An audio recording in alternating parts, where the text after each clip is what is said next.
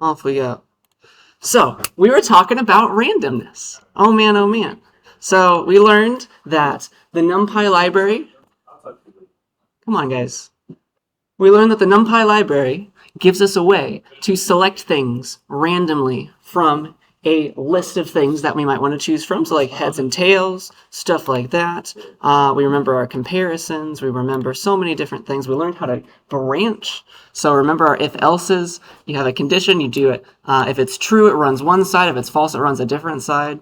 So we did that. We did loops. Oh man, oh man. So many different things. And it got us quite far. All right, so it got us all the way down to here. So we learned how to make a guess the number game with functions, right? We learned how to hopefully never go and play roulette. And then the last kind of thing that we got into was simulations, all right? So that's very important. We want to try a bunch of things for a very long time, all right? So that example, probably the best example here was of the roulette game. Like we kept track of how much money we won every time we bet. We made 100 bets, and then we noticed that it'll be about $0 that we ever make, right? Usually we're going to lose a little bit more. And then we learned how to append to the end of an array so that we can keep track of every time, like every single occurrence of like, I won some, I lost some, I won some, I lost some, stuff like that. So that kept happening. And we could turn that into a graph. And we could then do that a million times, like 20,000 times. We flipped a coin. We did that. We kept track of whether or not we saw heads or tails, and like how often we saw heads for each of those flipping of 100 coins, right? 20,000 times. And we saw this pretty graph, all right?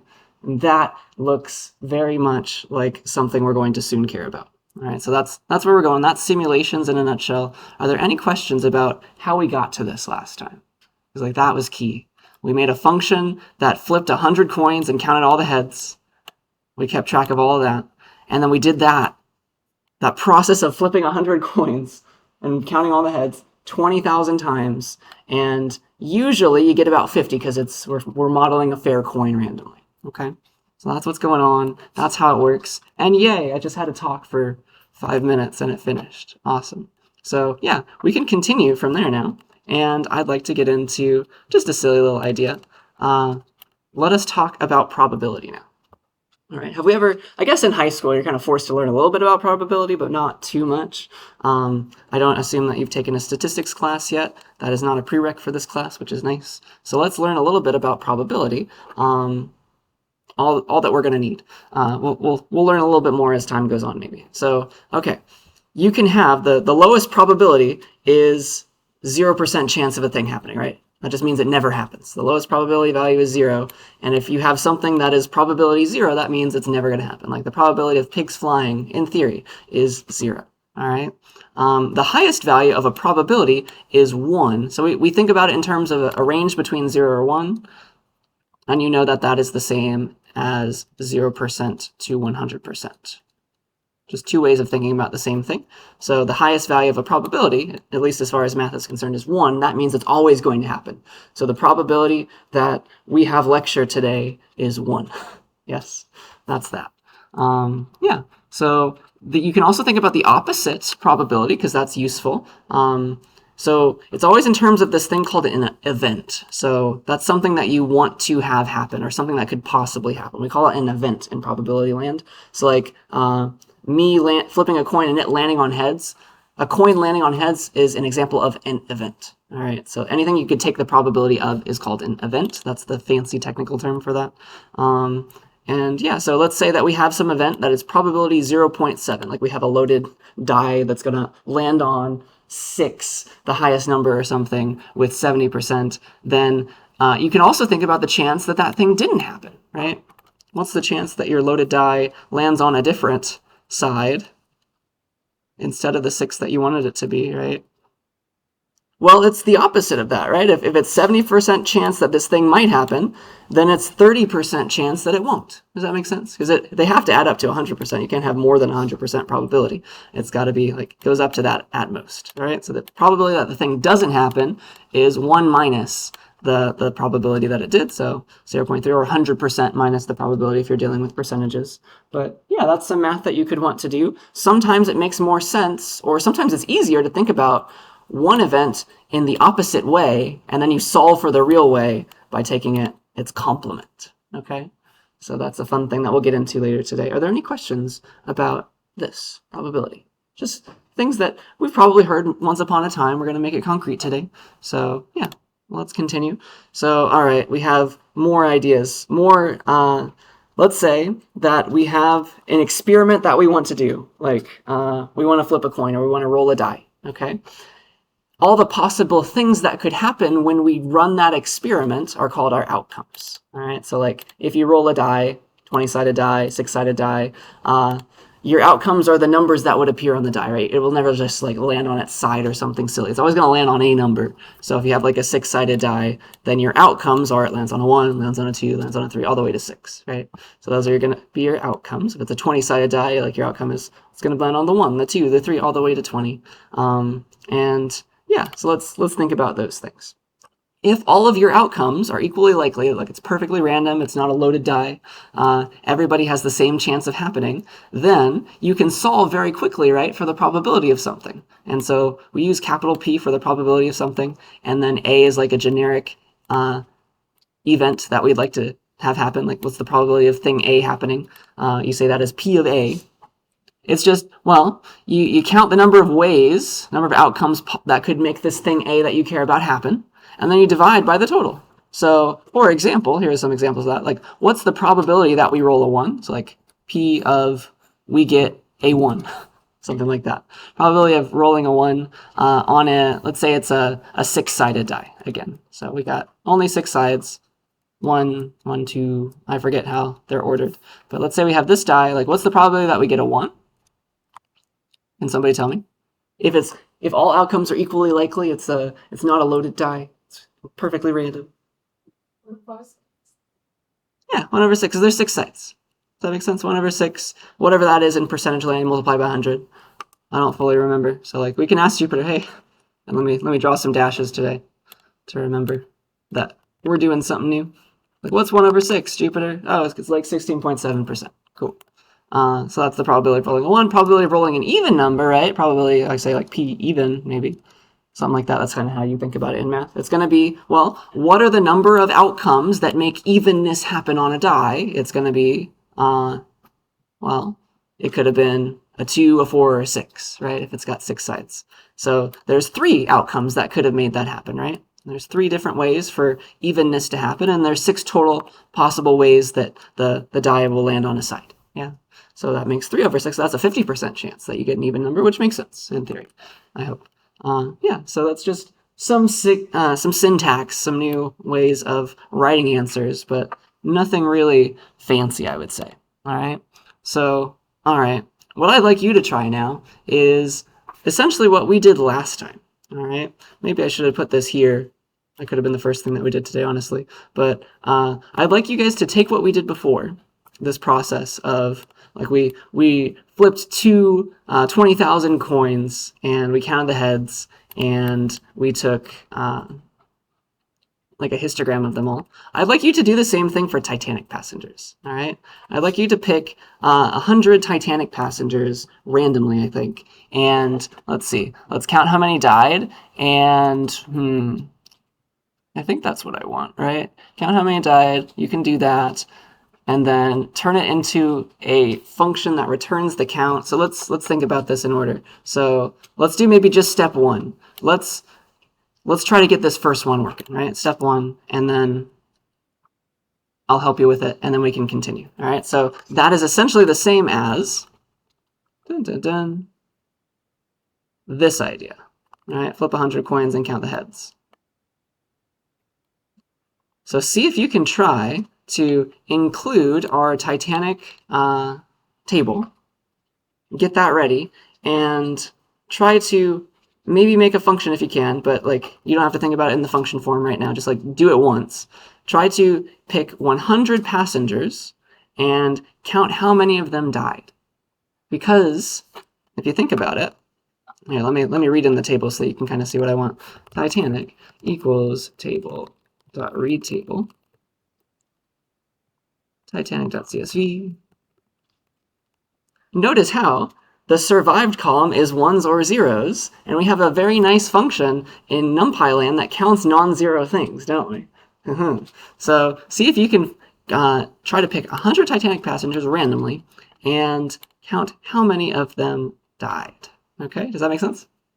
That's what I like. And so that'll be a random choice over a piece of this table. Okay?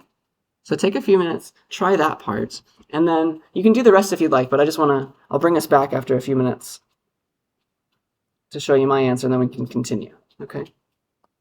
Let's see if you can get that going. I'll give you a few minutes head start.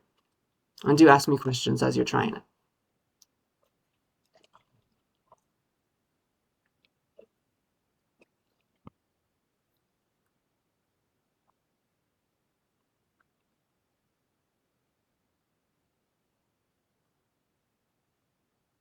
So reading that table.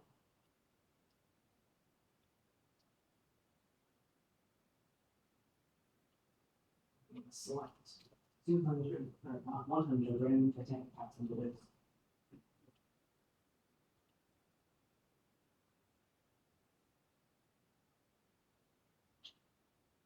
And see what that approaches. Question? Just to count them by the passenger individually different, or would it be best to count them by? Neither, because that won't give you what you want. None of this. Neither of the questions will give you what you want. What are you trying to count? Well, I'm just trying to pick like what's the best way to pick the 100 Titanic passengers. Like what would be the best way to get there? Well, each row is a passenger. No matter what. Each row is a passenger. But think about, because each row is a passenger, each piece of data in any of the rows, in every row, is just a different passenger value. So like what would give you your answer the fastest, I guess, what column that you just immediately go to, and that's a passenger, and that's what I care about.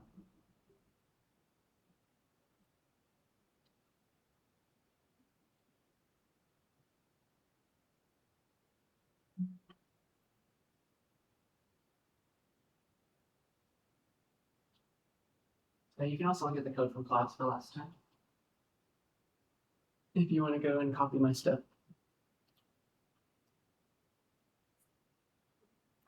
Because it's mostly this heads thing again.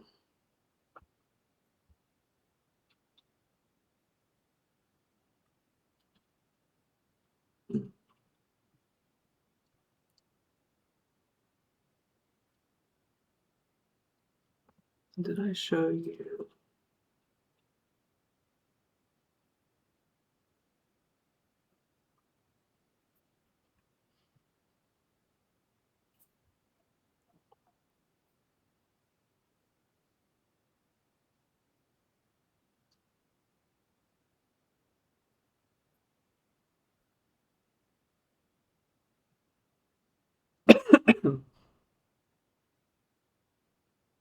I'll give you another minute head start just to do that first part.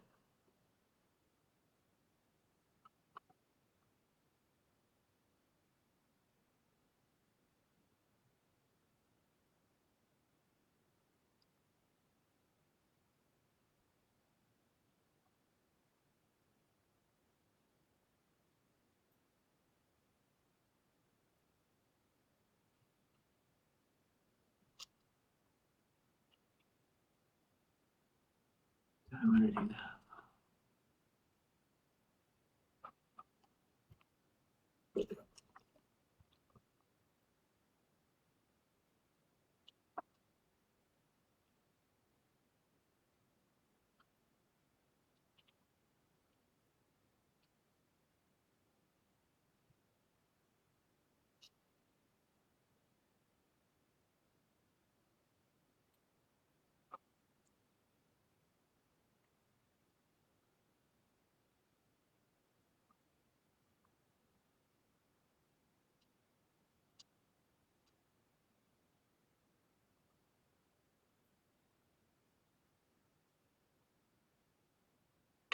Yeah.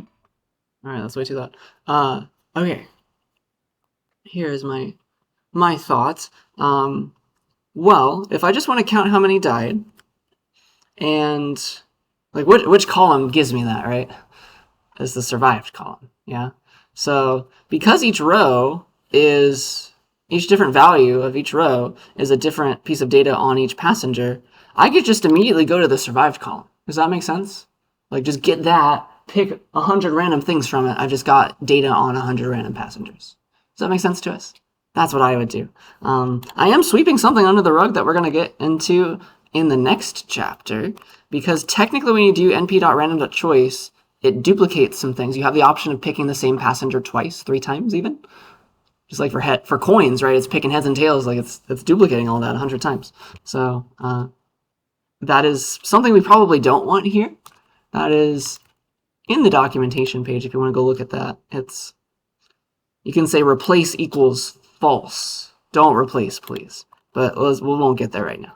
That's not something I care about. This is good enough for us. So all right, I can say, hey, Titanic table, I want to get out the column of the survived stuff, because that would give me most of what I want. Survived, I can spell it. There's the column, and I'd like to pick 100 random things from it, because that's 100 random passengers, right? Maybe I've picked some accidentally twice, that's fine. We'll get into that later. That's a different problem. But I'm going to say np.randomChoice on that column. So that's that, np.random.choice on that column. And now I've got, I need to say 100 of them, right? Comma 100. And that would give me 100 random passengers, wouldn't it? Isn't that interesting? So, okay, we're almost home free, right? Those are our outcomes. And then what do we want to do? We want to count the number of them who survive. So conveniently, we already have ones and zeros. We can do the count non-zero, right? We can say np.count non-zero, those outcomes. And that's how many of our random passenger sample we saw that were survivors, because 1 means that they survived. All right. Are there any questions about what I did there? Is that what we got? Is that what we were thinking? That's kind of cool. So the next step would be put that into a function that when you call it, it immediately gives back that thing, because you know that if you reran this, it's random, it gives you a different value. So there are exactly 50 survivors this time, exactly 40 survivors that time. It's a random sample, we say. So make that into a function so that you can call that a few thousand times. So let's do 2,000 times, and that's going to be this process. And that is all of this all over again. Here we did it 20,000 times. But again, you can go to the code from last time if you'd like. But this is a good example of what I'd like you to do now. All right, so once you make it turn into a function, step 2, and then do the rest. Like this is number 2, and then we can do the histogram together. How about that? So please try this second bit. That is, turn it into a function that does all that process every time you call it, and then 2,000 times call your function. See what each sample, like see if it approaches a value sometimes, on average, usually, because a histogram will tell you that. All right. Any questions about what I'm asking you to do right now? It's pretty much what we did with heads and tails, but I want you to try it yourself. Type out the code. It's going to be mostly exactly the same. You can pick new names for things, though, of course.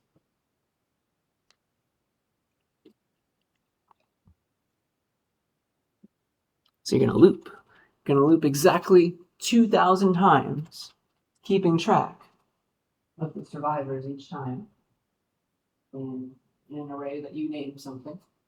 Call it survivor counts instead of head counts.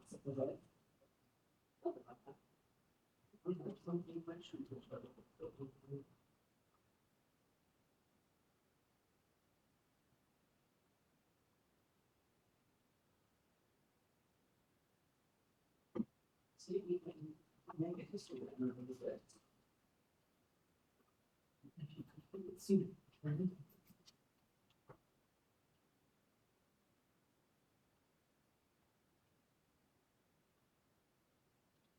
so we're making names.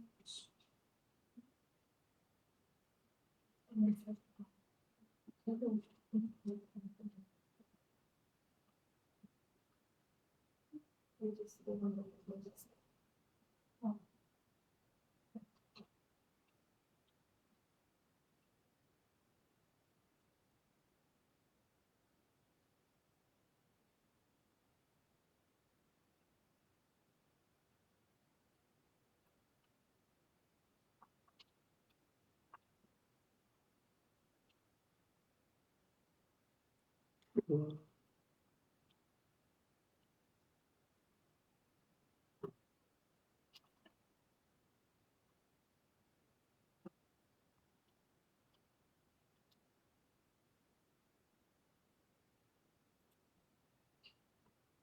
give you like 3 more minutes to try it, but do help each other. Do ask me lots of questions. Try to do it as a histogram if you can. Go back to the code from last time, see how I did it for the heads and tails.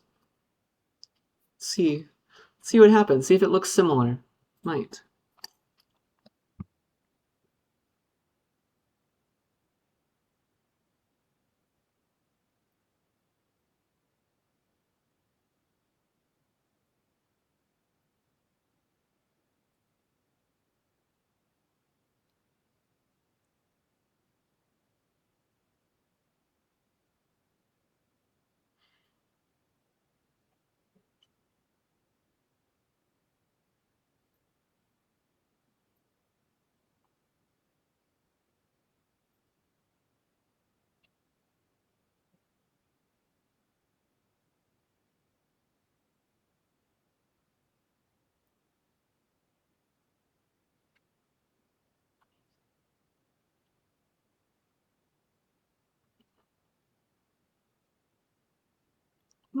I started attendance right again.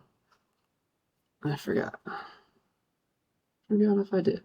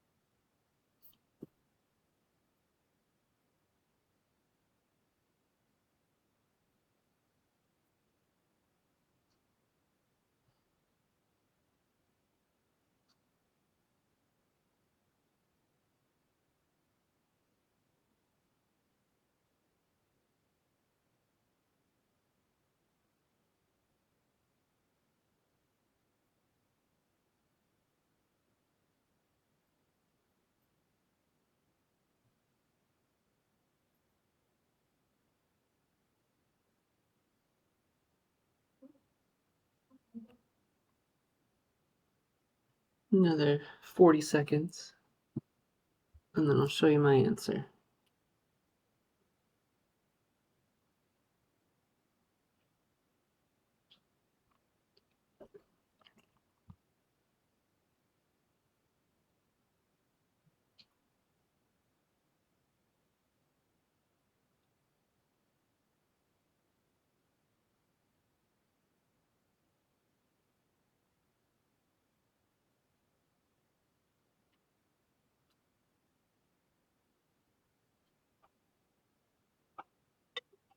All right, let us see. Did any questions come up as we were trying it before I show you the answer? I'd rather answer your questions first. Did we do it? We even have time to get a histogram. Let's see. Let us see. So, all right, I will turn this process into a function. Dun, dun, dun. So I will, instead of doing it just once, I will say, boop, this is now a function called something. What do we want to call it? I don't know. Dead passengers. Yeah. 100 random Titanic passenger. Yeah, survivor count. But we're counting living passengers, though. We're returning living passengers, so maybe it should be living. I don't know. Living passengers, and count, yeah. So like we're sample 100 passengers and count living. I don't know. Something like that. That's a decent name. You can be as long as you need it to. And then of course you gotta tab over and give what you want there. And the results, you gotta return something as the result. So I can say return that, which is a little different than what I did before. I made a variable and I returned the variable. You can just return the result of whatever this gives me. That's also fine. So now when I call this, sample, 100 passengers and count living, I get a different value each time I call it. Yay. So I can do exactly what I did before now with this process of, all right, I've got a bunch of repetitions. I guess if you want to hard code it, you don't have to say this. Just be like, boop, my, I don't know, survivor counts I can never spell survivor. Survivor counts as an empty array at the start, and then in a range that goes from 0 to 1,999, so that's 2,000 times. What I want to do, I want to get a current survivor count, right? So my next survivor count is the result of that function call, sample 100 passengers, count the living ones, and then I want to add to the end of survivor counts this brand new survivor count. Does that make sense? That process? I think I did all the right things, changed properly. Do you see it? But that, I believe, will give me what I want here. And then we'll do the histogram together. So that was real quick. Survivor counts. It's a very long array. It's got 2,000 things in it, right? 2,000 things. We can't even see them all. But we can put them into a table so that we can make a histogram. So we can say that all over again. We'd be like, all right, table, empty table, please, with the following column called, like, I don't know, survivor counts, I guess. Survivor count. Sure, something like that. And then it's the array that makes up the column is the survivor counts array. It's like, there's my table. You can build the table, and then we can make a histogram on that column. Be like, dot hist on that column called survivor counts, or I can just say on column number 0. And then with the default number of bins, we get that. But we can make more bins. Be like, hey, please use, I don't know, please use 25 bins. So it kind of looks like that. But it's different every time. So it looks like it's hovering around. Maybe that's too many bins. I don't know. 15 bins. Looks kind of more normal. It's hovering around the middle there, like a little under 30, about 39%, maybe 39 survivors out of the 100 samples, right? That's the most populous one. Are there any questions about how I got this? Yeah. I'm just confused because the original question is to count when you died. Oh, I'm sorry. Oh, good job. Yeah. Oh, that's my fault. That's how I was so confused. Oh. Dead passengers would make more sense. That would make more sense. How many survived is what we just did, but we can do died. That's like minus 100, like yeah. You got survived. You totally could do that. So let's see. Let's do survived first. That's my bad. Thank you. How many survived is what we just did. But we could totally do died as well. We could have done it this way. We could have, because we know we took 100, it would be 100 minus that. Yeah, just exactly how you said that. Perfect. That would work. Yeah. For my function, I made it with parameters. Mm. Could you still do the survivor counts array with the parameters in the function? What kind of parameters? I did it so you give it the table name, the column name, and the number of counts. And so, like, it builds the table for you? Yes. So you made it kind of like a function that did all of this? Well, I didn't do the second part. I just did the first part. I'm asking how you could do the second part with the parameters or I think you would probably have to, because, like, whenever you call it, you got a table back then? Like, it returned a table? Mm-hmm. So I guess you'd have to, like, forget about the table. You'd have to, like, go to the column you cared about at that point. But it passed the same parameters just into the parentheses there? I'd have to see how you did it. You're gonna have to show me. Like, you gave like a table, like you want to pass survivor counts, like that. Is that what you want?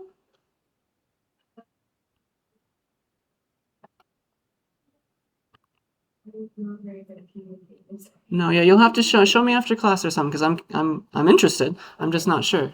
I'm not sure what you would do there.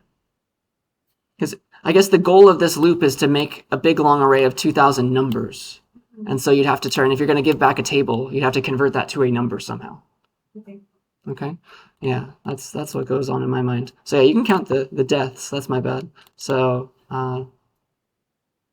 it would be 100 minus all that. That's a great thought. So I guess if you want to count the people who died, it'd be a little bit backwards to this, wouldn't it? Yeah. So that was survived. Let's do died. I don't know, because maybe that's what you guys did, and I said it wrong. So that would be, if you're doing deaths, it would be count dead. It would be that. It would be 100 minus all that, right? 100 minus that, 100 minus that, and now it's called count dead. Boop. It's a little bit bigger now, and now it's called, I don't know, non-survivor counts. Non-survivor counts. Get to the end of that, add the new non-survivor count. And then it's sample 100 passengers and count the dead ones. A little, I guess, a little dark for the day, but that's pretty much how you would do it. Non-survivor counts. It would look like that. Still, it's got 2,000 things in it, and I don't know, non-survivor counts. Non-survivor counts. It's a little bit bigger now, because there were, I guess, on average, there were more people who did not make it, sadly. So, and notice though, that this is completely random. So like every time you rerun all this stuff, like it's still 2,000 long, but it looks a little different, because it's a different random sample, all right? Does that make sense, Joseph? Because that's key. That's very important. Any questions about this? So it looks like for the non-survivor counts, it's hovering a little around like 62-ish or something. And so if it was out of 100, like the percentage of the survivors randomly in every sample, it looks like it's hovering around, usually it gets to about there, okay? It gets to about 62%. The first thing I want to show you is, notice how this graph from last time for the heads and this graph for the non-survivors, they're pretty much shaped the same way, aren't they? Very, very similar shapes. That is a very common shape to have in statistics. And so we've discovered it in a few different ways, which is kind of the goal of this question. That's pretty cool. Let's see, what else do I want to show you? Also, if you take the entire original table, Titanic, and you get the column for survivors, right? Which one was it? Survived with a capital S. And then you count how many, like what was the percentage of those who survived? So that would be, I don't know, np.count non-zero. And then you divide by like the total number of people in that column, so by the length of the column. This is now the percent of people who survived, right? And what we counted was the non-survivors. So if you take 1 minus that, the complement, you get, I don't really need this, but that's fine. You get a little close, about 62-ish%, which is what this is showing us. So that's kind of interesting as well. All right. So I think those were the two things that I wanted to show you. So kind of the midpoint of this histogram, once we try it randomly a bunch of times, approaches the true survivor or non-survivor percentage of the Titanic. That's also interesting. But sometimes it's on either side, like it's random. Sometimes you get a little bit more, sometimes you get a little bit less, but it's hovering, it's centered around here, which would hopefully make sense to us. Okay? Questions about that? About this question? Yeah. Where to? Okay. Yeah. So that's how we did it, and I think, let me know if I used the wrong name, because we still have that old count living one. I hope I didn't accidentally say that anywhere. No, I think I changed it all. Yeah. That's how we did that, and that was fun, I hope. I think that's more or less what I wanted to say. Are there any questions? Any more questions about this one before I move on to something else? It's a fun example, I think. So yeah, you can do it too. So we learned about probabilities. Cool. Now, I want to teach you about a silly game. It's called the Monty Hall problem. Have any of us heard of that? Yeah, nice. A couple of us. It's a fun one. People talk about it on the internet a lot. It's exciting. So here's the silly game. I don't think it was ever a real game show, but I think it was modeled after a real game show. It's like a thought experiment. All right. So here's the game. Here's the Monty Hall game. It's like a game show that you could be a contestant on. And Monty Hall is like a famous man, I guess, who we're pretending is the host. All right. And so here's how it works. You have 3 doors if you're a contestant on this game show, and behind 2 of those doors behind one of the doors is a car. Like you want the car, right? Behind the other 2 doors is a goat. You do not want the goat unless you really like you're a farmer and you have reasons. But usually you're going to want the car, right? You're going to want to pick the door with the car. And here's how the game works. You get to say, Monty, I pick door number 1. And what Monty will then do is he will give you the option. Well, he's not going to show you what's behind door 1 if you pick door 1. He's going to open up either door 2 or door 3 and show you a goat. All right? He's going to open up one of the doors and show you that there's one of the doors that you didn't pick that did not have the car in it. Like, so maybe he says door number 2 has a goat in it. So he opens up door number 2, you see the goat. And so now you're left between door 1, your original guess, and door 3, the other option. And you could choose to either switch to door number 3 or stay on your original guess. And you can open up that door. Either switch or stay. All right? Those are your 2 options. And so like if you guess door number 3, if you open up door, like you guess door 1 maybe, he'll open up door 3, maybe there's a goat, and like you have a choice between 1 and 2 now, and like you don't know what's happening, maybe the goat's behind your door, or it's not. But the question is, should you switch or should you stay? Somebody who has not heard of this before, what would you do? You think it's better to switch? Do you think it's better to keep your original guess? Would it matter? You get a 50 chance without this. Yeah, maybe it doesn't matter at all. Let's figure this out. So it's a silly little game, and so let's play it together. All right. Dun dun dun. So here's 1, 2, 3. So please humor me. I'm gonna run a random number generator to pick the door with the car right now.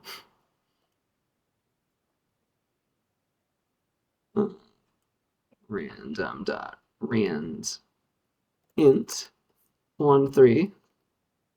All right, I know which door the car is behind. Somebody pick a door. Would you like to pick a door? Okay. I'll pick 3. You pick 3. All right. I'm going to open up door number 2. There is a goat behind that door, you know. Would you like to switch to door number 1 or keep your guess of door number 3? I'll switch. Okay. You switch to door number 1, and there's a goat behind door number 1. You lose. I'm sorry. Nice. All right, let's play it again. 1, 2, 3. All right, I know which door the car's behind. Someone over here. Pick a door. Yes. You pick door number 2. All right, I'm going to open up door number 3. There's a goat behind door number 3. Would you like to switch to door number 1 or keep your door number 2 guess? Okay. There is unfortunately a goat behind your door. You lose. Let's play one more time. 1, 2, 3. All right, I know which door the car is behind. Someone else over here now. Pick a door. In the back, yeah. Far away. Door number 3. You pick door number 3, all right. I will open up door number 2. There is a goat behind door number 2. Would you like to switch to door number 1 or stay with 3?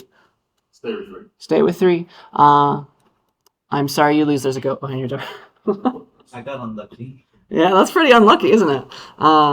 Okay, now we've seen what the game is like. Let us simulate it. All right, because we can show once and for all. If we do it like 1,000 simulations, we can see like, is it better to switch or is it better to stay or does it not matter? Let's figure this out. It's a silly little idea though. I think it's fun. So Monty Hall. Ooh. Question first, yeah. So the way I'm seeing this game work is that at first you have almost a 33% chance of getting it, Mm-hmm. and then after you're choosing that 33%, your percentage gets higher of 50%, so it makes it harder, basically. Something interesting is happening when he opens the door. Yeah. That's going to be key. That's a good thing to think about. Yeah. So here, let me make a function that kind of plays the game. Monty Hall game. Here's how it works. So what this silly function is going to do, you don't have to worry too much about it. I'm not going to ask you to ever recreate this. But here, let's give it a doc string for once. So triple quoted idea of what's happening. So what this function is going to do, it's going to return, it could return an array, but I'm lazy. I'm going to have it return a list. A list is kind of the same thing. It's a sequence, but it's between those angle brackets instead of make array. It's less typing for me. So it's going to return a list that works like this. We're going to have the game like randomly run, where we have, we randomly pick like an original guess. And then we we show, like, we give back that, as well as the number of the door that Monty reveals. What door Monty reveals. And then finally, the door that you could switch to. What door you could switch to.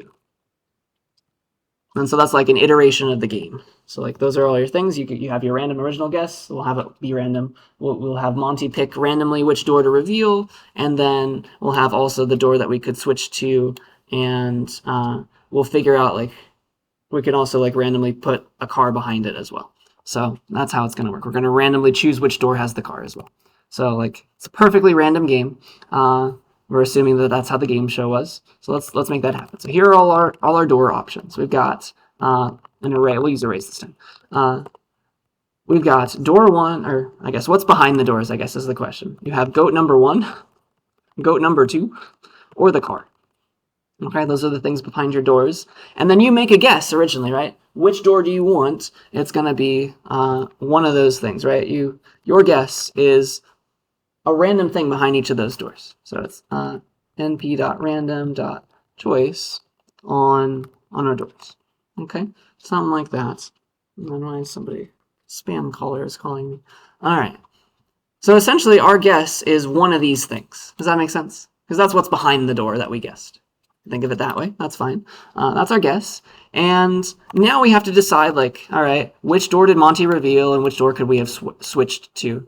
Thinking about that in terms of the thing behind it, though. All right, that's how we're going to consider the game. So if, that's what we need if statements for now, if our guess was equal to, double equals to check for equality, if it was equal to goat number 1, then that means that our original guess was goat 1. Monty must reveal the goat 2 door, right? That's he can only reveal another goat, and we could have switched to the car. Okay, those are your options in that case. Our original guess was goat 1. The thing that Monty reveals is the thing behind it, at least, is goat number 2. Goat 2, and the thing that we could switch to is the car in that case. Okay, so that's that option. Otherwise, maybe our first guess was goat 2. It was that door, goat 2. And for the same reason, this could happen, right? We're going to give back our original guess. The first thing is the original guess. That's goat 2. Monty will reveal goat 1, then the other goat. And the car is, again, what we could have switched to. And then in our last option, otherwise, we guessed that we guessed the right door originally. That was the one with the car. And so Monty has to give back, like the door that Monty reveals, he has 2 options now, either of the goats. He could pick either of the goat doors to open for us. And so let's have him randomly pick one of those. Doesn't matter which. So the goats that Monty could show for us now is either goat. So like make array from goat 1 or goat 2. There you go. And we're going to randomly pick one of those. So np.random.choice from goats. Just one of them I think I know. by default. You see it? Oh, yeah. So the more I type, the more you have time to think, and the more I explain it too. So that is one of the random goats.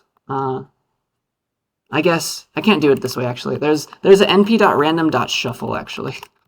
That's the one I really need here, because if you think about it, the other option that you could switch to is the other goat. So I need like this to either be goat 1, goat 2, or goat 2, goat 1, like randomly. And so I'm going to have it just shuffle it. That's something that you can do. Just like randomly shuffle my array, please. And so now what I want to do is return, well, what you guessed first was the car. That's your original guess. The door that Monty reveals, let's make that be the first thing in goats after it was shuffled. So either goat 2 or goat 1. So that's goats.item 0, the very first thing, if you want to do it with indices. And then the next thing, the thing that you could have switched to was the other goat, the one that Monty did not reveal, right? So it's goats, after it's shuffled, goats item 1. All right, so those are all of your options. Those are all the ways that the game could play out. Does that make sense, kind of, this function? It's a little lengthy, but that's one iteration of the Monty Hall game. Like, you play it, and for this example, like, our original guess was goat 2, Monty's going to show us goat 1, and the door that we could have switched to was the car door. But it could have been opposite, like, I don't know. Yeah, here. This time we guessed the car first, correctly. And Monty shows us randomly goat 1. We could switch to goat 2, though, if we wanted to. So, like, that's an iteration of the game. That's enough. That's a simulated game version. Yeah? Questions about that so far? Because I want to do this a bunch of times. See what happens. Okay? That's our goal right now. So, okay. How do I want to do this? Dun, dun, dun. This is going to be very interesting. This is a piece of table knowledge that I can give to you now, but I'm not ever going to test you on this. It's a weird thing that I'm doing right now to generate all these games. So, all right. I'm going to make a table of all the games. I'm going to start it as an empty table, but I'm going to give labels and have it know that there's 3 things in that table. So the way that you do that is like this. You can give a list or an array. Let's do an array. Make array of all the labels for our table. Guess. So the very first thing that we're getting back is the guess. The door Monty reveals, the door we could switch to. So it's guess. Revealed, the thing that he's revealing, and then what's left remaining. That's that. So that is going to create a table with column labels. You never have to remember this, but no rows yet. I can add rows one at a time, all 3 things at once, because I'm getting 3 things back every time I call this function. That's a value. That's an iteration of the game, a version that I want to put in my rows. So let me play this game then. 10,000 times is what I plan to do, I guess. For I in np.range or a range. 10,000 times, please. What I'd like you to do is you say games, like that's a table. It's empty right now. You can add a new row to a table by saying games.append. And you give it a sequence containing just as many values as there are columns in your table. I've made an empty table with column labels though. So it needs 3 things, and that's what I get back whenever I run this function. Append the result that I get back whenever I run, a Monty Hall game. Boop, just like that. So that adds a row to a table in place. Adds a row to a table in place, we say. And so it modifies the games table. And so I'm not going to test you on what's happening here, but that's what happened. I have a 10,000 long table now where the first thing is called guess, then revealed, then remaining, and like each of these rows is a play of the game. All right? That's what just happened. And so now let's figure this out. We can think about this in a few different ways. Like we can group now. We can group by our guess to see like what was our original choice. How often was it the car? So like our original games.group by guess. Do you see how that's like, that makes sense that it's about a 33% chance to pick the car the first time. Does that make sense what's happening there? That was your original guess. If it was random, you got like a 33% chance of picking the car correctly the first time. That's our original choice. Equals all that. Original choice. And then if you wanted to pick the other one, that was the one that's remaining, right? Let's see what your odds are of getting the car. That's what happens if you would have switched, right? If you would have always switched, that's remaining, isn't it? So that is remaining door. I'll call it that. And we're grouping now by remaining. Count all those. Boop. Interesting. It looks like if we always switch, we get the car more often, randomly. That's kind of cool. So now I'm going to make a silly table with some joins that I don't really want you to look at too long. So here, I'm just going to quickly go to, it's F25, code from class. You don't have to look. But I'm going to make a joined table. I'm going to join things and relabel things. I'm going to do exactly this. Whee! It's just a lot of typing for me, and it's not really something I need you to remember. And it's not copying. There we go. So there's a way to combine these 2 things based on the thing that you get back. And so I've made this table now called joined, where it's like, all right, if you keep the original door, like what is the probability of like how many times did you actually get the car versus the other things, and then if you switched, what happened. And now we can make a bar chart, joined.barh on column 0, which is the item, like which one you got. And this is what I wanted to show you. So we randomly simulated this 10,000 times. It's pretty accurate. If you stuck with your original door, you're going to get the car about a third of the time. If you switched, though, somehow magically, you get the car more often. And that means it's always better to play this game and say, I would like to switch to the other door, please. All right. What's that? I got very unlucky. Yeah, you did. It's better on average to switch. You still might lose a third of the time. But that's cool. We can see that now. I love that. So here, let me prove that to you. So here's kind of why that happens. If you think about it this way, it will make a little bit of sense. I promise. So, like I said, if you stay, the probability that the car was behind that door that you picked originally and you stayed with it was a third, right? Because there are 3 options and you picked one of those. Okay? Does everybody understand that? If you stay, you had a 33% chance, 1/3 chance that it worked out for you. If you switch, this is where things get interesting. If what's the probability, like if you said, like I picked this door, what's the probability that you got it wrong? 2/3. 2/3 is the complement, right? Because it's, you know that if you got it wrong, it was behind one of these other doors, there's a 2/3 chance that you picked wrong. Does that make sense? So when Monty reveals the other goat door or something, let's see, let's pretend that that's what happened. Or I guess I drew it backwards. Like you picked this one, and Monty reveals this door for you. The probability that it was really behind one of these doors was the complement. It was 66% chance, I guess, 2/3 chance that it was behind one of these doors, and he opened one of them, so he's collapsed that 66% chance that the car was behind one of those doors into the door he did not open for you. Does that make sense? That's what happened there. It's like the 66% chance that there's a car behind one of these doors just went all behind this door now. That's what happened. All right. So that's kind of the moral of the story and why it's better to switch, which is interesting in itself. All right. So it's a silly little example of maybe a almost paradoxical probability like calculation, but it really is a thing, and it really works out that way. All right. So that's why we learn about it. Any questions about this example? The simulation makes it very clear that it's always better to switch. So even if you don't trust the math, like trust the randomness. All right. We good with this example? Ready for a different one? Ready to move on?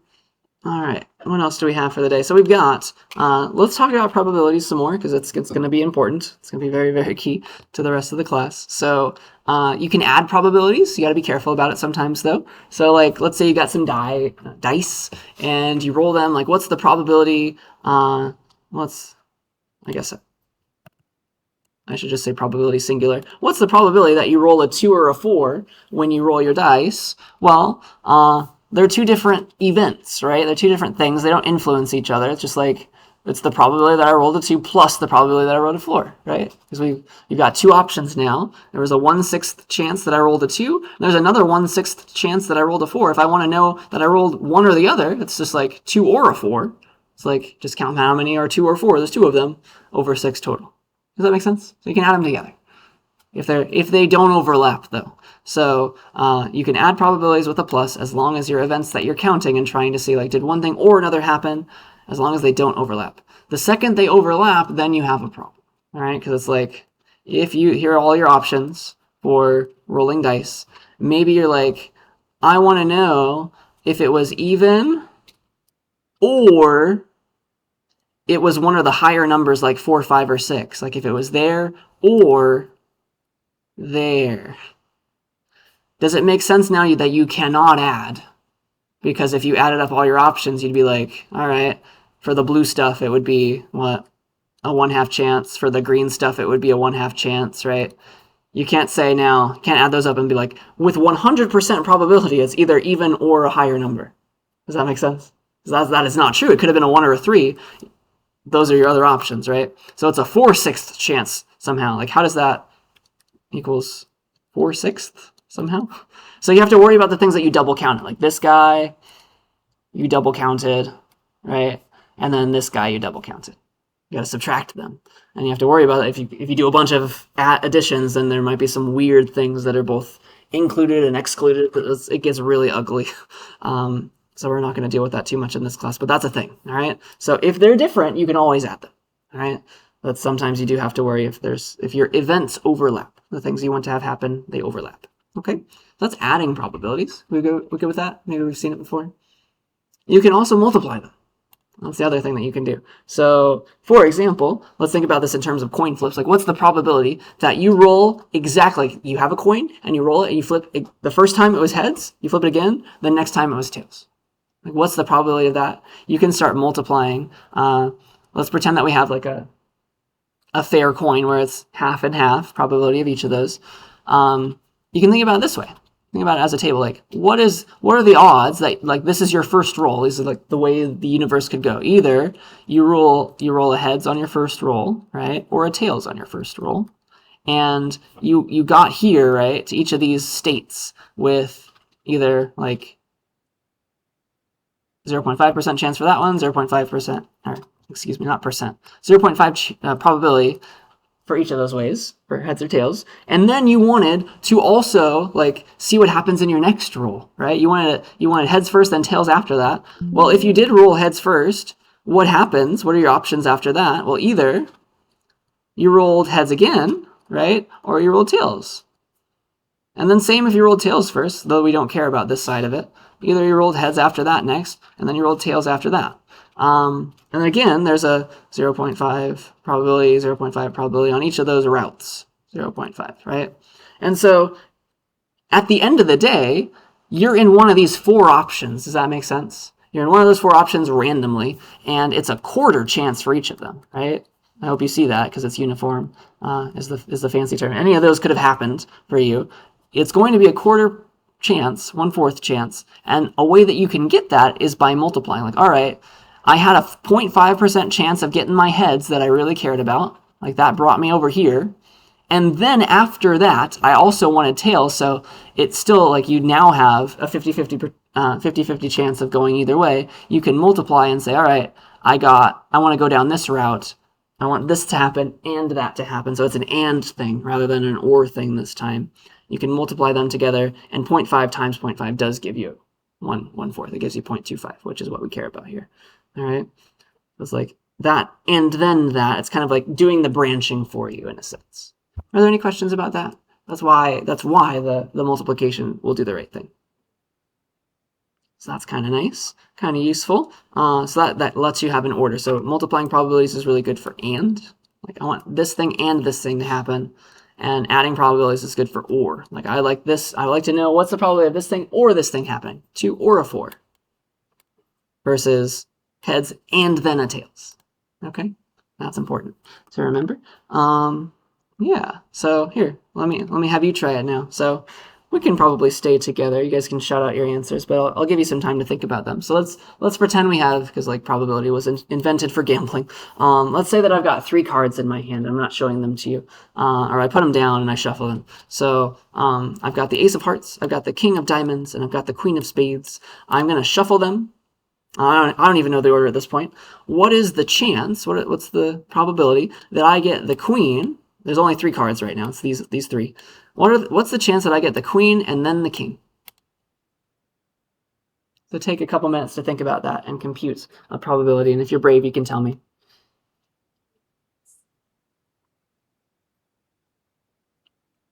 Queen, then the King. So is this a multiplication or an addition or both? I've got 3 cards total. I've shuffled them perfectly. So it should be totally random. What are the odds? What are my chances? No.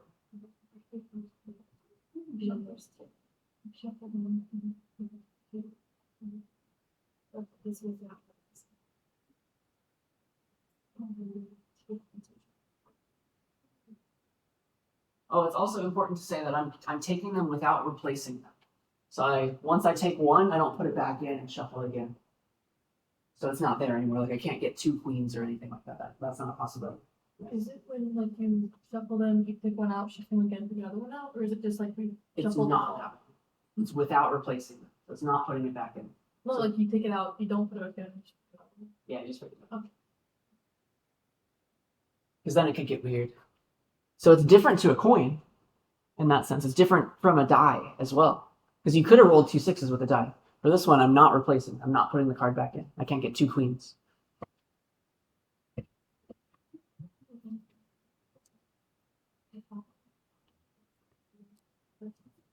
So that is important.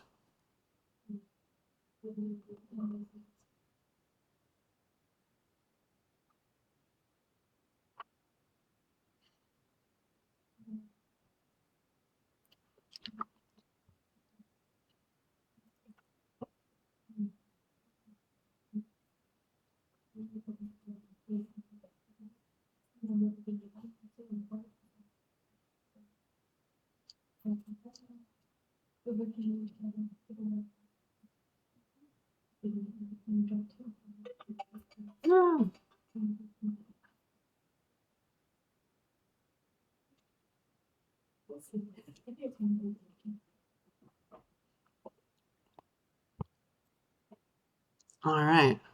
Any brave souls want to tell me what they calculated and how they did it? I think it's when I was 18. Okay. Only because you start off with 3 cards. Nice. You get 2 cards at random, so you're not sure if you get the ace of hearts first, Mhm. or if you get the king of diamonds, then the queen of spades. Yeah. Or any of that. Mhm. Everything- Good. All right. Let's see here. So do we think of this as like an or an and? I think it's going to be an and. Yeah. It's like I want the queen and then the king. That's what I want. I want both of those to happen in that exact order.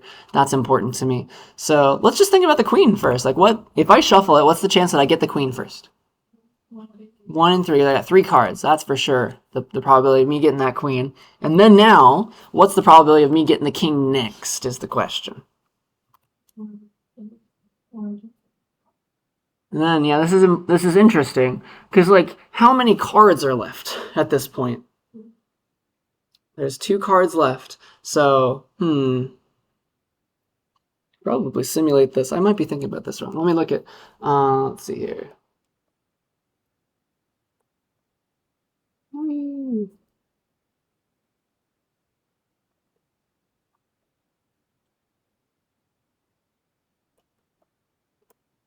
Yeah, I might be off a little bit, but there should be. You have 2 cards left, right? There's 2 cards left, so it's not like a third again, and you multiply. It's more like 1/2. Does that kind of make a little bit of sense? Like, what's the probability that that happened and then that other thing happened? So, if we think about it, we can draw this actually. I think that would help more.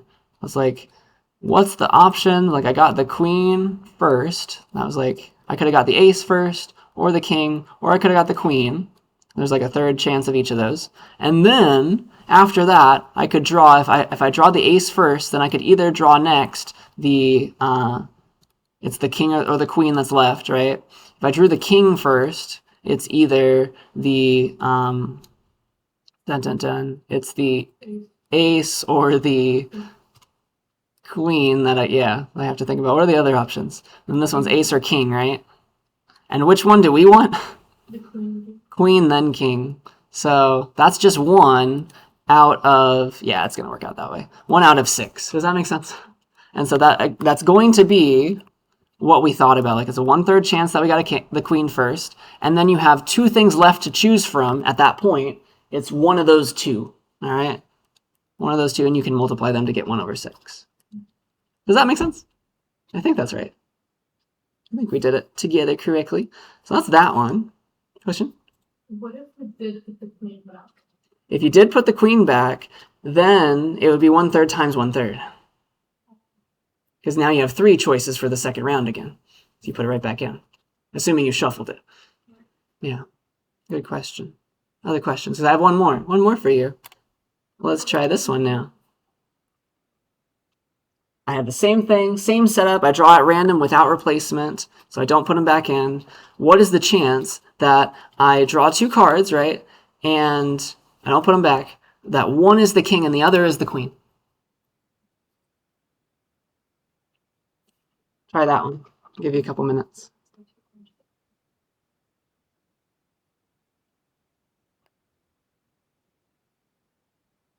Is it saying if the first one is king and the second one's queen? No, doesn't matter.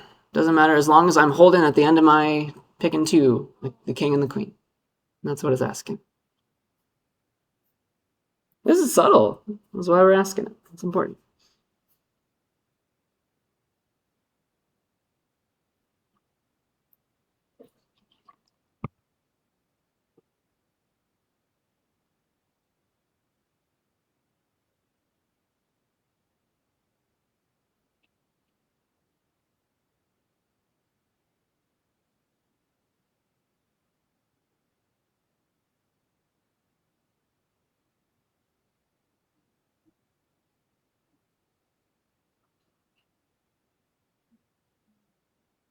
Another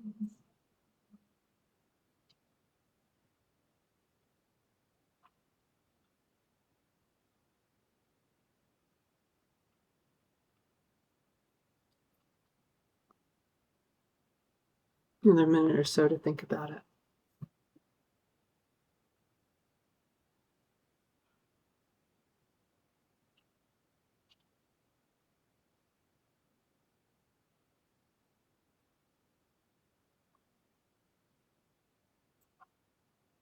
Would you change page numbers to slide non-perfect code? You did.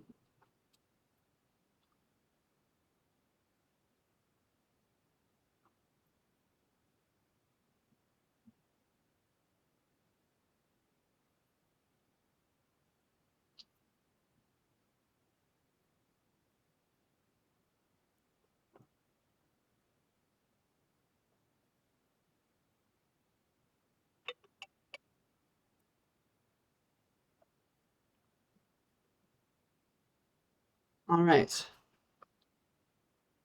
What do we think? Any ideas? Yeah. 1/3. Think 1/3. Any other thoughts? So we agree? 1/3. All right. Let's solve this. Is this an and or an or? By the way, Or both. maybe we'll. I don't know. We'll figure this out together. Okay, But- fine. Yeah. Is this basically just set theory? Yeah. Probability theory is mostly set theory. If you think about it, it's like the cardinality of sets and things like that. So yeah, you can totally think about that if you know set theory. And that's how it's defined in a lot of the ways. Let's see. So one is a king, the other is a queen. I'm drawing two. So what are your options, right? It's going to be, well, what's the probability that you draw a king, I guess? We know that that's a third, right? We know the probability that we draw the queen is also a third, though it becomes 1/2. Like, we have to try all our possibilities, more or less. Like, let's write out all the ways that we could have drawn cards. I think that's kind of the way that you would solve this. And then we can think about if any of our rules help us here. So let's see, because there might be some overlap. So either, right, the first time we drew a card, right, again we're here, essentially. The first time we drew a card, the second time we drew a card, we are back to where we wanted here. Queen followed by the king versus queen and king. So if one is a king, the other is a queen, the one that we wanted before, queen then king, that is one of our options that we care about. Or we want this one. The other option would be you do the king first and then the queen. Does that make sense? Could have been that one as well. And so if you have 6 options total, there are 2 that I care about. So really, this is kind of the previous problem plus an or, if you think about it that way, because it's like the chances are that one is a king and the other is a queen is that it's the sum of the probability that, like, first, like you drew the queen first, like the sum of the other one, queen first, and then king, or you could have done it this way. You could have done the king first, and then queen. So it turns into that problem twice. Does that make sense? And those are separate things, and you can add them. It's like that one happened or that one happened, and then you could add them together. So it is going to be 1/6 plus 1/6, and that gives you 1/3. So like it's 2 multiplication problems, then you add them together. So it is kind of a combination of the 2. Because those are the 2 different ways that you could have gotten a queen and king, right? Either you got the queen first and then the king, or the king first and then the queen. Those are the 2 ways that you have those in your hand right now. Does that make sense? Those are your 2 options. Add up those probabilities, please, because they don't overlap. Yeah, I think that's what I wanted to say. Questions about this one? Interesting, right? Not horrible, but also a little odd, maybe. So, okay, we got that. One last example. We'll do it in code for these sets of slides. Maybe we can start just briefly the next ones. We'll find out. Sometimes it is nicer to think about the complement. We thought about that. I guess we use the complement for the Monty Paul game, which is great. So there's more things that you could do. So, like, here's a silly question that you could want to ask. It's in your book. Like, what's the probability that I roll at least 1 6? Like, I really want a 6 when I roll a die, and I'm going to roll it n times total. Like, maybe n is 5 times, or n is 100. I want to roll it 100 times. So it's kind of hard to do this because it's going to be kind of this game all over the place. Like what's the probability that I roll at least 1 6 in n rolls? Like you have to add up, okay, the probability, like let's say it was 5 rolls, right? What are all the different ways that you had at least 1 6? Maybe you rolled a 6 the first time, then everything else was not a 6. Maybe you rolled a 6 the second time, right? Maybe you rolled a 6 the first and the second time. That's disgusting, right? You add all of those up. That's horrible. It's easy to think about this in terms of the complement because it's like, it's the opposite of I didn't roll a 6 at all. Does that make sense? So think of this event like I didn't roll a 6 in any of my n rolls. That's kind of easy to calculate. We'll get to that. The odds that I rolled at least 1 6 is the complement, right? Because the opposite of I didn't roll any of the 6s at all is I rolled at least 1. All right, maybe multiple.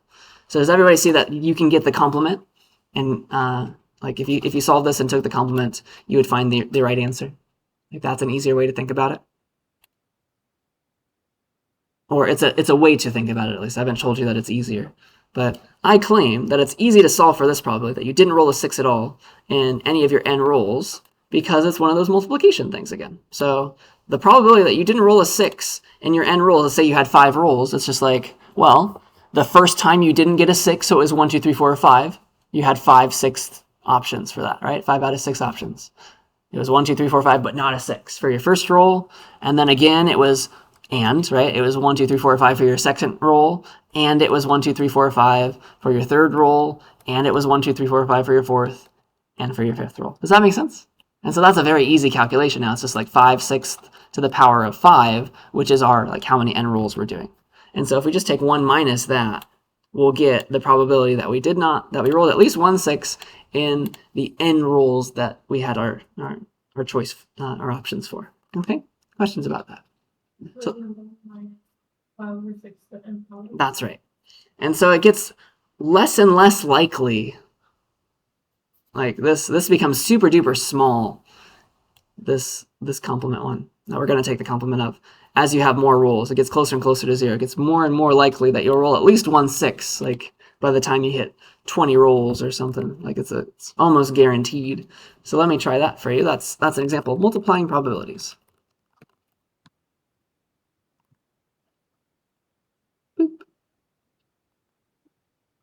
Multiplying probability. So here are your options. You have, here are all the different things. I guess we have, gosh, what do I want to do? Let's keep track of, I don't know. Let's try to roll, I don't know. Let's say that n could go from 1 to 50. Let's make a graph of like what it's like. What's the probability that you roll at least 1 6 in 1 roll, 2 rolls, 3 rolls, all the way to 50 rolls. Let's see how it changes. So let's come up with the numbers for all those. Like, what are all the rolls that I could do? NP.A range 1 to 51, going up by 1, right? So I don't have to get that last one. But there's an array from 1 to 50 now. Those are my different values that I want to use for my n.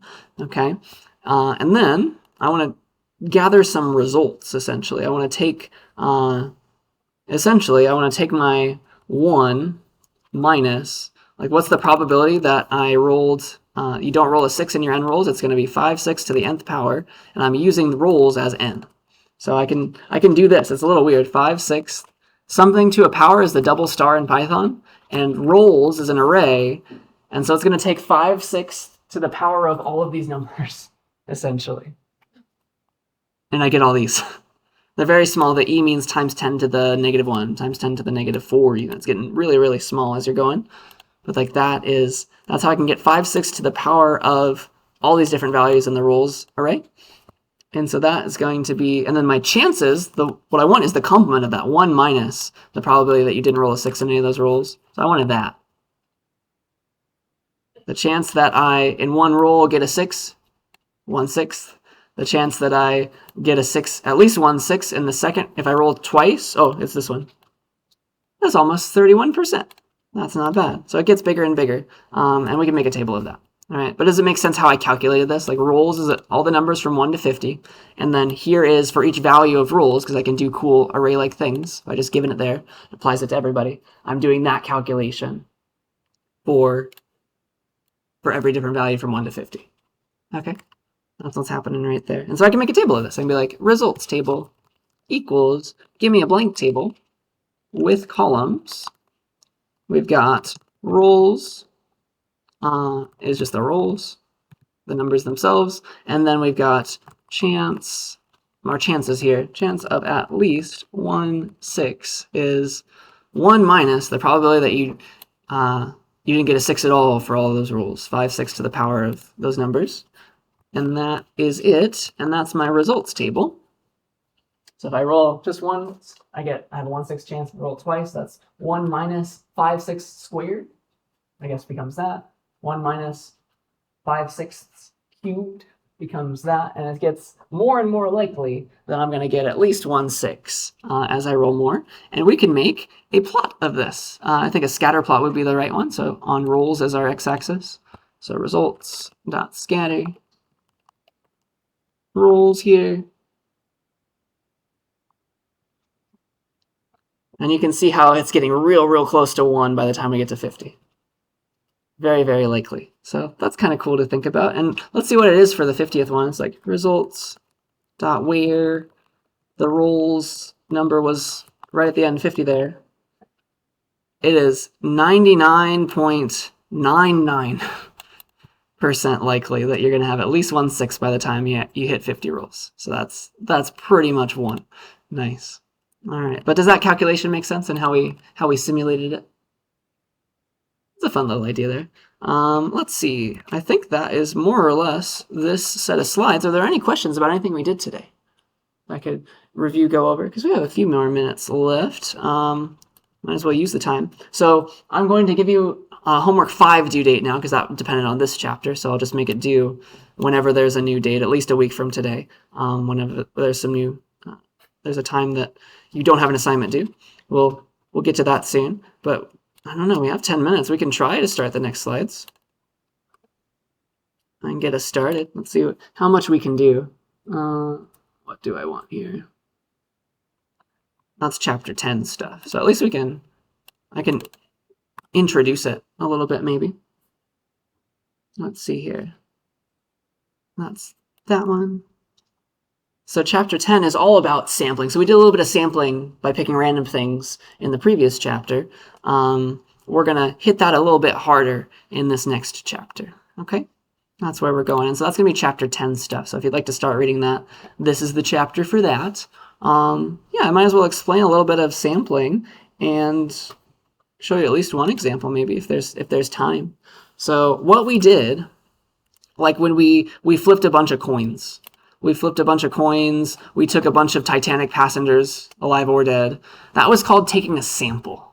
I'm sure we've heard that term by now, right? But we can get technical with that idea, all right? There's different kinds of samples that we could take, and they all come from the people that we care about taking a sample from. It's called the population. So if we have a coin, what's the population of a coin outcomes? It's just like, it's head or tails or something like that. But you can think of this like you're surveying people. You got a population of people you care about, like U.S. citizens or people who are living in Fresno County, something like that. And you want to know something about them, like how old are they on average, like how much money do they make, stuff like that. You can't go and ask all of them because they'll not all respond. So you want to take a little small sample, all right? There's different ways to create a sample of people. You can do it randomly, flipping coins, guessing random phone numbers, stuff like that. There's ways to make it kind of as random as possible. So you pick some sampling method to generate a sample from your population that you care about studying, all right?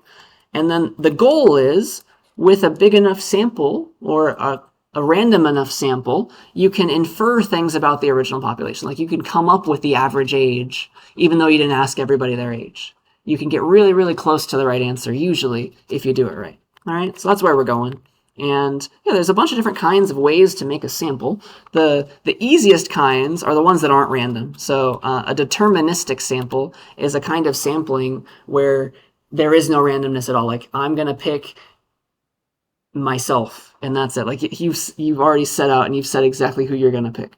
So I can show you a deterministic sample and maybe that's all we need. We'll get into the cool kind later. All right. So let's see. I'll make a brand new thing for today. And then I think I have Pokemon as my first example. So I want to go here. I want to make a new file. what are the odds this runs properly the first time? And I want to save this as chapter 10. Oh, cool. So I'm going to read in the Pokemon table real quick. Pokemon equals table dot read table data Pokemon. Just for fun. And I'm only going to select out the first generation Pokemon because that's my childhood and it's smaller things to care about. Generation, where it's 1, and I only want the name, then the primary type of that Pokemon, and then their HP values. Let's start with that. So here's my Pokemon table. And a deterministic sample of my Gen 1 Pokemon would be the .take on tables, because that lets you take particular indices like Pokemon .take row number 0, please. Something like that. That's that. Bulbasaur only. So you can give it a sequence of all the indices you care about. Make array. Like I want the 0, index 0, index 3, index 6, index 24. Like if you just hard code all these things, you didn't come up with these numbers randomly. That's called a deterministic sample. Like I want those exactly. And it never changes every time you rerun it. That's called a deterministic sample. There's no randomness at all. You've hard coded exactly what you want. Deterministic sample. So it's exactly these Pokemon. It's always those every time I run this. Does that make sense? So it never changes. It's determined already. Deterministic is what we say. All right. That's not a really good sample. I hope that you see. Like it's not very because it never changes, because it's not random. You can't really infer very many things about it. It's just like it's a silly kind of sample. You don't really want a deterministic sample if you can help it, right? What you prefer is a random sample, all right? And a random sample is much better. That's when like you have like a probability of picking every single person. Like even before you take the sample, like like the probability of everybody, and like I want to pick this person with this probability, this person with this probability. It's okay that some of the people, like the individuals in your group, don't like they might not ever be sampled in your sample, but they should have the chance, right? They should all they don't have to have an equal chance, but they should have some chance in theory, all right? So not all individuals or groups have to have an equal chance of being selected. It's still random in that case. It's better for them to have an equal chance of being selected, but it's still called a random sample if they don't all have a chance of being selected. Because like, say you want to survey all the people in Fresno County, and you're going to get a list of everybody's cell phone number. There's plenty of old people who only have landlines, right? You'll never be sampling them. They have a very small chance, much smaller chance of being selected in your random sample. So that's still called a random sample, though. If you go and get everybody's cell phone number and you pick them randomly. So that's all that I wanted to say there. But to make a random sample, you need to know probabilities, and that's how that works. There's also this is also a bad kind of sample. You want it to be random, and you'd like it to also be uniform. We'll get into that in a second, probably next time. But like if your sample, like, it's not deterministic, but it's still bad. If, like, let's say we sample all the people who walk by the classroom when we ask them, like, how old they are or something. Like, we want some information from them. That's called a sample of convenience. It's like, I'm right here, I'm by the door. Let's get all the people who are also by the door, all right? It's not deterministic. It's also not random, right? Because, like, you're getting students who have a class right here at that time of day. Like, maybe they're all a certain group of people, like who took that class, like it's a math class or something. They needed that class. And so you don't have a lot of particular kinds of majors, different kinds of students, right? Because it's like earlier or later in the day. So if you just sample people who walk by, that's called a sample of convenience. And it's not deterministic because, it could have been whoever's walking, but it's also not random because you don't have some very strong guarantees about you do have very strong guarantees, about the kind of people who are walking by. It's like the people who are taking a class, all right? So it's not like everybody in Fresno County would be walking potentially by our door. That's important to think about. So yeah, I think that's what I wanted to say for this slide. That's just a sneak preview of next time, and I think that's where I want to stop, all right? So this was a deterministic sample. I'll show you how to make nice random samples in a cooler way with replacement, without replacement. That's where we're going. It's very similar to the np.random.choice, but we can do it on tables. that will be a topic for next time, I guess. So yeah, I'm gonna make, let's figure out the due date for homework 5 and then I'll let you work. We've got, when are things due? That's the next question. When are things due? Homework 5 is there. Let's look at our little calendar. So at least a week from today is when I want to give it to you. It looks like that is fine. It looks like there's nothing due a week from today, so that's when I'll have homework 5 due, okay?